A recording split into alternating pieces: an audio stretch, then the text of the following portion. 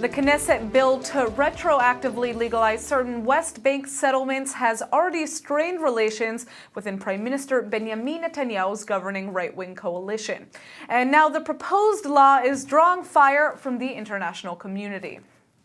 The U.S. State Department responded right after Israeli lawmakers gave the bill preliminary approval, saying the potential legalization of thousands of settler homes would be profoundly damaging to the two-state solution.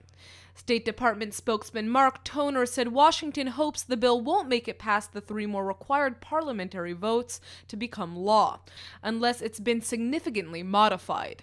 The original draft has already been revised after deep disagreement in the ruling Israeli coalition over a clause that would have included the Amona outpost. That section was dropped, and now the court-ordered dismantlement of the West Bank village is set to proceed on December 25th. The 330 Amona settlers are angry. They're now preparing a large protest against the evacuation, but insist there won't be any violence. אנחנו מתכוונים לעשות כאן מחאה עממית לגיטימית גדולה ורחבה. לא נרים יד על אף שוטר וחייל חלילה, אבל כן יהיה כאן המונים שיבטאו את הכאב הגדול של ארץ ישראל, ואנחנו מקווים שמקבלי ההחלטות יבינו שהציבור לא ייתן ששוב יישוב יהודי אחרי 20 שנה חלילה ייהרס. אפשר להסדיר את היישוב, וזה מה שאנחנו דורשים מהם.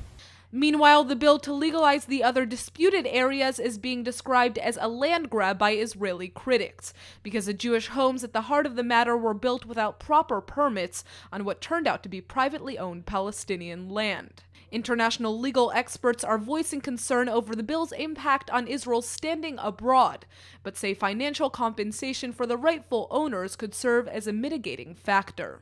It certainly will harm Israel internationally.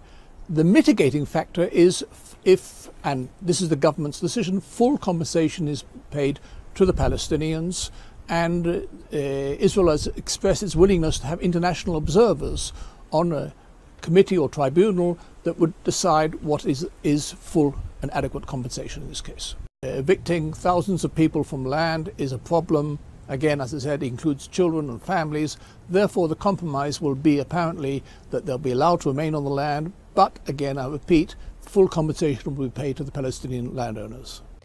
The drama hasn't even hit full pitch yet. Israeli Prime Minister Netanyahu is concerned the bill, if it becomes law, could lead to prosecution at the International Criminal Court.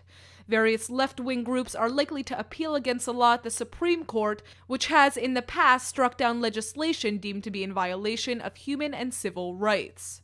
And last but certainly not least, Ramallah is now demanding the U.S. officially recognize the state of Palestine and support a UN resolution against all Israeli settlements in the West Bank.